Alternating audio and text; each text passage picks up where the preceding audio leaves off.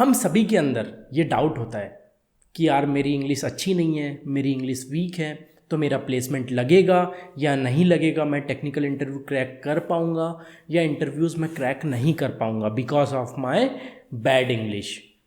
तो आज हम देखने वाले हैं इंग्लिश कितना रोल प्ले करती है आपके प्लेसमेंट लगने के लिए और कितनी आपको इंग्लिश आना चाहिए एक इंटरव्यू क्रैक करने के लिए, प्लेसमेंट पाने के लिए। तो चलिए वीडियो को स्टार्ट करते हैं। जब मैं कॉलेज में था तो यार मुझे भी डर लगा था कि यार मेरी इंग्लिश वीक है तो मेरा प्लेसमेंट लगेगा या नहीं लगेगा, या लगेगा तो कितने का लगेगा, कैसा लगेगा, क्या मुझे सॉफ्टवेयर इंजीनियरिंग में जॉब मिल जाएगी या अदर फील्ड में मुझे जॉब मिलेगी या नहीं मिलेगी।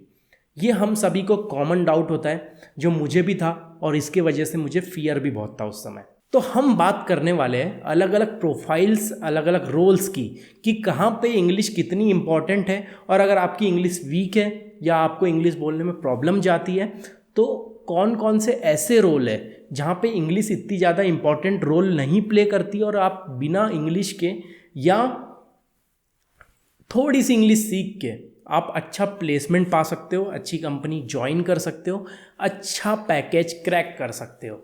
तो जो हमारा पहला रोल है जो सभी को पसंद होता है, अगर आप CSIT में हो कॉलेज में तो आप सभी को पता होगा कि सभी को सॉफ्टवेयर डेवलपर बनना होता है, चाहे वो डेटा साइंस हो, मशीन लर्निंग हो, कोई भी फील्ड हो। पर आप सभी को IT कंपनीज़ में आना होता है कोडर के फॉर्म में, चाहे वो डेटा साइंस में आप काम करो, मशीन लर्निंग में आप काम करो, बैकएंड में आप काम करो या फ्रंट एंड में काम करो। तो आप लोगों के लिए इंग्लिश कितनी ज़्यादा इंपॉर्टेंट है, तो आप लोगों के लिए मैं बता दूं कि इंग्लिश उतनी भी ज़्यादा इंपॉर्टेंट नहीं है जितना आप समझते हो, क्योंकि कंपनी यहाँ पे टेक रोल के लिए हायर करने आई है। तो जब भी कंपनी टेक रोल के लिए हायर करने आ रही होती है तो company tech skills, tech technologies, ये सब पे ज़्यादा फोकस करती है रेदर देन इंग्लिश। तो वहाँ पे आप बच सकते हो, वहाँ पे आप, अगर आपकी इंग्लिश वीक भी है बट आप अपना कम्युनिकेशन कर पा रहे हो सामने वाले के साथ, जो इंटरव्यूअर है आपका उसको आप समझा पा रहे हो कि आपको ये चीज़ आती है, ये चीज़ आती है, आप आंसर दे पा रहे हो, एक ईजी वे में आप समझा पा रहे हो। चाहे आप टूटी फूटी इंग्लिश बोलो बट ऐसी बोलो कि उसको समझ में आना चाहिए कि आप बोलना क्या चाह रहे हो। अगर इतना भी आपने कर लिया तो आप आराम से एक अच्छी कंपनी में प्लेसमेंट क्रैक कर सकते हो, बिकॉज वो लोगों को टेक पर्सन चाहिए होता है। जब आप टेक्निकल जॉब में जाते हो, जब आप कोडिंग की जॉब में जाते हो तो वहाँ पे कम्युनिकेशन नेसेसरी होता है, बट कम्युनिकेशन से ज़्यादा वहाँ पे नेसेसरी होता है आपकी टेक्नोलॉजी में माइंड कैसा चलता है, आपका डेटा स्ट्रक्चर में माइंड कैसा चलता है, आपको कोई प्रॉब्लम दिया जाए तो आपका सॉल्यूशन निकालने में ध्यान कैसे चलता है या माइंड कैसे काम करता है। इस तरीके की चीज़ों पे वो ज़्यादा फोकस करते हैं रेदर देन इंग्लिश। इसलिए आपने बहुत लोगों को देखा भी होगा, अगर आपके सीनियर होंगे तो आपने देखा होगा कि यार जिनकी बहुत अच्छी इंग्लिश होती है उनकी भी कुछ इतनी खास जॉब नहीं लग रही होती है। तो ये इंजीनियरिंग में होता है, इंजीनियरिंग में इतना इम्पोर्टेंस नहीं दी जाती है इंग्लिश को। हाँ, दी जाती है कितनी, कि आपको बोलना आना चाहिए। अब मेरे साथ क्या हुआ था, मुझे बोलते भी नहीं आता था, मुझे एक प्रॉब्लम होती थी स्टार्टिंग में बोलने में, क्योंकि मेरा स्कूल अच्छा नहीं था उसकी वजह से। तो लास्ट ईयर में मेरे फियर के कारण कोचिंग भी ज्वाइन करी, जो आप भी ज्वाइन कर सकते हो अगर आपको लगता है कि मुझे थोड़ा ट्रेनिंग की ज़रूरत है या मुझे थोड़ा ट्रेन होना है। बट मुझे उससे ज़्यादा अच्छा वो लगा कि आप अपने दोस्तों के साथ कम्युनिकेट करो, दोस्तों को सॉल्यूशन प्रेजेंट करो इंग्लिश में, दोस्तों के साथ बातें करो और दोस्तों के साथ मॉक इंटरव्यूज़ की तैयारी करो। उस तरीके से जब आप प्रिपेयर करते हो तो वो ज़्यादा अच्छा होता है rather than going to coaching, क्योंकि कोचिंग में आपको अलग लेवल की इंग्लिश पढ़ा रहे होते हैं और वो नेसेसरी नहीं है आपके प्लेसमेंट क्लैक करने के लिए। वैसी इंग्लिश आपको पढ़ के मतलब नहीं है अगर आप कोई इंग्लिश की कोचिंग ज्वाइन कर रहे हो तो। बट आप कर सकते हो, अगर आपके पास टाइम है और आप अच्छे से लर्न करना चाहते हो तो वो भी कर सकते हो।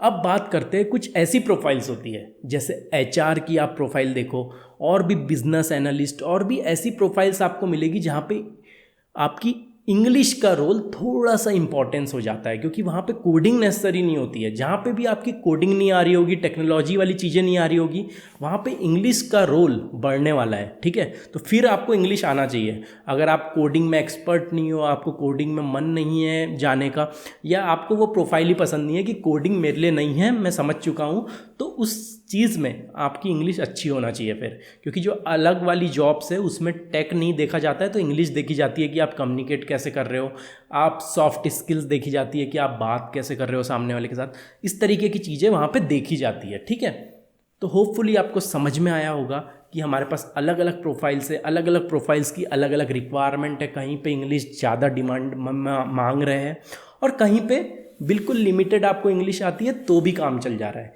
कुछ एग्जाम्पल्स तो मेरे पास ऐसे थे मेरे कॉलेज के कि जो बच्चों को बिल्कुल इंग्लिश नहीं आती थी, फिर भी उनका प्लेसमेंट हो गया बिकॉज उनकी टेक्निकल स्किल्स अच्छी थी। तो कंपनी ऐसा भी देखती है कि यार टेक्निकल स्किल्स अच्छी हो तो हमें उनको ले लेना चाहिए, बाद में वो हमारे एटमॉस्फेयर में आके इंग्लिश सीख जाएंगे धीरे धीरे बोलते हुए। तो इस तरीके से भी हुआ था। हाँ, बट स्टार्टिंग में उन लोग को रिजेक्शन मिले बहुत सारी जगह पे। तो ऐसा भी होगा, जब आप स्टार्टिंग में इंटरव्यू में जाओगे तो फियर वाला माहौल रहता है, क्योंकि फर्स्ट टाइम कोई इंटरव्यू में देने जाता है बच्चा, तो थोड़ी सी प्रॉब्लम होती है। तो उस समय इंटरव्यू में कभी कभी आप एक्सप्रेस नहीं कर पाते हो अपने आप को, तो उस तरीके की सिचुएशन होती है। बट धीरे धीरे जब आप सीखते जाते हो, रिजेक्शन आपको मिलते हैं, तो एक ना एक दिन आपका सिलेक्शन होता है। जो मैंने स्टोरी बताई वो वैसा हुआ है रियल लाइफ में लोगों के साथ।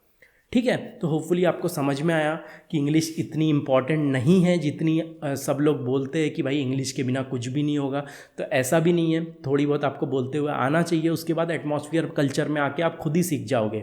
अगर आप साउथ में रह रहे हो तो साउथ वाले बचपन से इंग्लिश बोल रहे हैं, ऐसा थोड़ी है कि वो लोग इंग्लिश बोल रहे हैं तो उनका सब कुछ अच्छा है, उनको बहुत अच्छा आता है कंपनी में, या कंपनी में जाके वो लोग एक्सट्रीम लेवल पे कुछ अच्छा कर रहे होते हैं, ऐसा नहीं है। जो हिंदी भी बोल रहा होता है वो भी अच्छा कर रहा होता है कंपनी के अंदर।